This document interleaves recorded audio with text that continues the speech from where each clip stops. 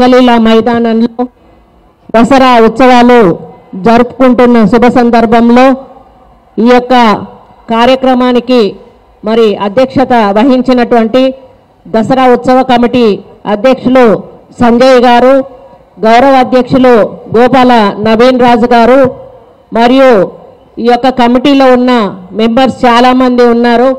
వాళ్ళందరికీ ప్రతి ఒక్కరికి కూడా పేరు పేరున, అదేవిధంగా వేదిక మీద కూర్చున్నటువంటి ఎమ్మెల్సీ సోదరులు దసరా సారయ్య గారికి, బండా ప్రకాష్ గారికి, ఎంపీ ఎమ్మెల్సీ మన వైస్ చైర్మన్ బండ ప్రకాష్ గారికి, అదేవిధంగా మేయర్ సోదరిమణి గుండు సుధారాణి గారికి, వేదిక మీద కూర్చున్నటువంటి కార్పొరేటర్లకు, మాజీ కార్పొరేటర్లకు, ఇంకా వేదిక మీద ఉన్నటువంటి ముఖ్యులకు, ఈ యొక్క కార్యక్రమానికి వరంగల్ నలుమూల నుంచి విచ్చేసినటువంటి సోదర సోదరిమణులకు, మరి నా అక్క చెల్లెళ్లకు, అన్న తమ్ములకు, అదేవిధంగా వచ్చిన పోలీసు మిత్రులకు, పత్రికా మిత్రులకు, ఇతర ప్రముఖులందరికీ కూడా నా యొక్క హృదయపూర్వక నమస్కారం.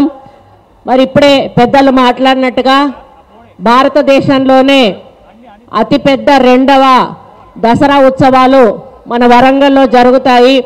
ప్రతి సంవత్సరం కూడా పెద్ద ఎత్తున ఇక్కడ ఏర్పాట్లు చేయడమే కాకుండా వేలాది మంది వచ్చి డైరెక్ట్గా మరి ఇండైరెక్ట్గా టీవీల్లో చాలామంది ఈ యొక్క కార్యక్రమాన్ని చూడడం జరుగుతుంది.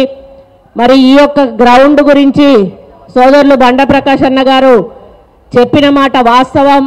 ఈ గ్రౌండ్ కోసం చాలా మరి ఇబ్బందులు పడి ఈ గ్రౌండ్ను దక్కించుకోగలిగినారు. ఆ ముందు గ్రౌండ్ గురించి కూడా నేను గతంలో ఎమ్మెల్యేగా ఉన్నప్పటి నుంచి కూడా మా దృష్టిలో ఉంది. ఆ రోజే మేము చెప్పాము, అక్కడ కన్స్ట్రక్షన్కు ఎక్కడ కూడా పర్మిషన్ ఇవ్వద్దు అని చెప్పడం జరిగింది. కాకపోతే వాళ్ళు మనకు తెలియకుండా వేరే వాళ్ళు కొన్నారు, ఇప్పుడు వాళ్ళు అమ్మారు. ఇప్పుడు ఏదో లెవెలింగ్ చేసే కార్యక్రమం చేస్తున్నారు. కానీ మేము కమిషనర్ గారికి, కలెక్టర్ గారికి చెప్పి పెట్టాము, అక్కడ ఎట్టి పరిస్థితుల్లోనూ నిర్మాణ కార్యక్రమాలు చేయడానికి వీల్లేదు. ఆ స్థలం అట్లనన్నా ఉండాలి, లేకపోతే మనకన్నా అమ్మాలి తప్పితే వాళ్ళు అక్కడ ఏమీ కూడా నిర్మాణం చేసుకోవడానికి వీల్లేదు అనే విషయాన్ని మరి సభ ద్వారా ఇండైరెక్ట్గా వారికి నేను చెప్తా ఉన్నాను. కాబట్టి తప్పనిసరిగా ఆ స్థలం అలాగే ఉంటుందనే విషయాన్ని తెలియజేస్తూ ఉన్నాను. అలాగే రంగనాయక స్వామి కదా పైన గోదాదేవి రంగనాయకుల గుడిలో పైన ఉంది. నేను ఎమ్మెల్యేగా గెలిచినప్పుడు ఇక్కడ పైకెక్కడానికి సరిగా మెట్లు లేవు, పక్కన బ్యారికేడ్స్ లేవు.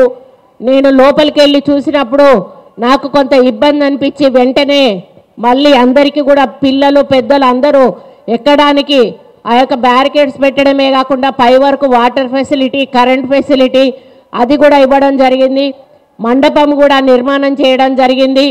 ఇప్పుడు అక్కడ అసలు ఒక శిల్పాన్ని కూడా మేము పెద్ద రాయితో ఒక ఏకశిల తోటి మరి స్వామివారిని కూడా చెక్కించి పైనకు తీసుకుపోవడం కూడా జరిగింది. కానీ ఎవరో గుర్తు తెలియని వ్యక్తులు ఆ యొక్క శిల్పం యొక్క ముక్కును కొంచెం పడగొట్టడం వలన అది అక్కడే ఉండిపోయింది.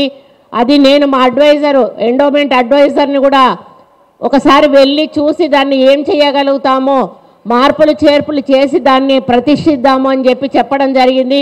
వారు త్వరలోనే ఆ కార్యక్రమాన్ని కూడా తీసుకొని పైన ఇంకా అభివృద్ధి చేసే కార్యక్రమం కూడా చేస్తాము.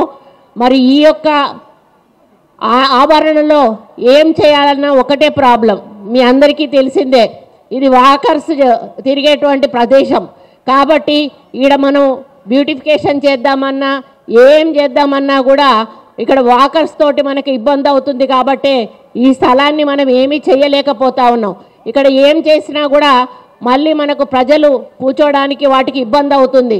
మనకి ఈ పద్ధతిలోనే జరుపుకోవాల్సింది తప్పితే దీనికి ఇంకా లేదు. కాకపోతే మనం ఈ పక్క ఏమైనా చెయ్యాలి అనుకుంటే మీరు అన్నట్టుగా తప్పకుండా కమిషనర్ గారు, మేయర్ గారు, మరి కార్పొరేటర్లు, మేము అదేవిధంగా కలెక్టర్ గారితో కూడా కూర్చొని ఆర్కియాలజీ వాళ్ళని, ఎండోమెంట్ వాళ్ళని, అదేవిధంగా ఇంకెవరెవరు అవసరం ఉంటారో ఆ డిపార్ట్మెంట్స్ వాళ్ళందరినీ కూడా కూర్చోబెట్టి దీన్ని ఎంతవరకు ఈ పక్క డెవలప్ చేయగలుగుతామో, మరి దానికి ఎక్కడి నుంచి నిధులు సేకరించాలో అవన్నీ కూడా మేము ఆలోచించి 100% మేయర్ గారు కూడా అందులో ఇన్వాల్వ్ కావాల్సి ఉంటుంది. వారి ఫండ్స్ కూడా బాగా అవసరం పడతాయి.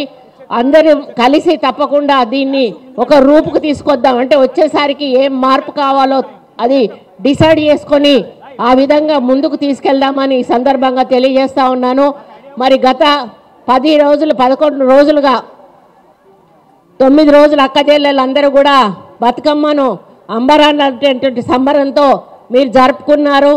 అదేంటో కానీ కొన్ని మరి తిథులు రావడం వలన కన్ఫ్యూజన్స్ ఏర్పడతా ఉన్నాయి. 12 సంవత్సరాలకు ఒకసారి వచ్చే తిథి మళ్ళీ ఈసారి మనకు రావడం వలన బతుకమ్మ కొంత కన్ఫ్యూజ్ అయ్యి అధికారికంగా 30వ ప్రకటించినా కూడా సెంటిమెంటల్గా అందరూ కూడా మరి 29వ తేదీనే బతుకమ్మ జరుపుకోవడం జరిగింది. మరి నేను ఒక మంత్రిగా అధికారికంగా 30 తేదీ జరుపుకుందాం అనుకుంటే మీ 29వ రోజే అందరూ ఆడేసుకున్నారు. మిమ్మల్ని కలిసే అవకాశం నాకు రాలేదు. కాబట్టి 30 తేదీన నేను అక్కడ ముగింపు సమావేశాలు ఏవైతే ఉన్నాయో అక్కడికి వెళ్ళి మరి హైదరాబాద్ 29 ఇక్కడ 30 జరిగిందా, అయితే అయిపోయిందని చెప్పారు. అందుకని నేను అక్కడ ముగింపు సంబరాలలో ట్యాంక్ బండ్ మీద చేసుకోవడం జరిగింది. మీతో పాటు ఆట పాట ఆడేటువంటి అవకాశాన్ని కోల్పోయినందుకు కొంత బాధగా ఉంది. మీరందరూ కూడా బాగా ఎంజాయ్ చేస్తుంటారని చెప్పి నేను అనుకుంటా ఉన్నాను. ముఖ్యంగా బతుకమ్మ అనేది మనందరికీ కూడా తెలుసు. అక్క చెల్లెళ్ళందరూ వయసుతో సంబంధం లేకుండా మరి పెద్దవాళ్ళు కూడా మంచిగా చీరలు కట్టుకొని కొత్త చీరలన్నీ తీసి కట్టుకొని సొమ్ములు పెట్టుకొని పూలు పెట్టుకొని మరి కాళ్ళకు పసుపు పెట్టుకొని మంచిగా ముత్తైదువులందరూ కూడా బయటకు వచ్చి అందరూ కలిసి ఆడుకునేటువంటి ఒక గొప్ప పండుగ. మరి ఆ పండుగను 9 రోజులు కూడా ఎప్పుడు సాయంత్రం అయిద్దా, ఎప్పుడు పోయి బతుకమ్మ ఆడుకుందామా అని చూస్తారు.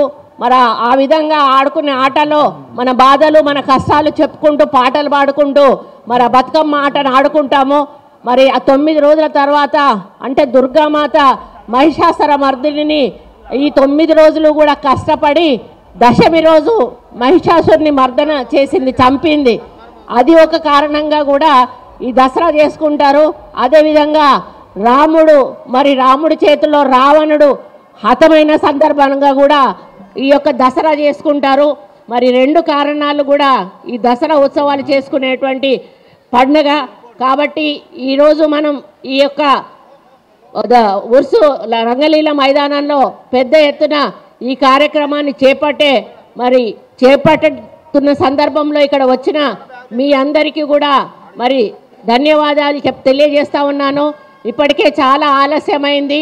మరి మీరందరూ కూడా అసలు కార్యక్రమం కోసం ఎదురు చూస్తున్న సందర్భంలో మరి నేను ఇంకా ఎక్కువగా మాట్లాడి టైం వేస్ట్ చేయను.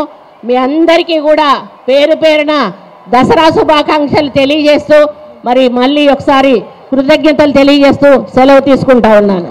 అసలైన తొలి వెలుగు. ఫాలో వాట్సాప్ @తొలి వెలుగు official.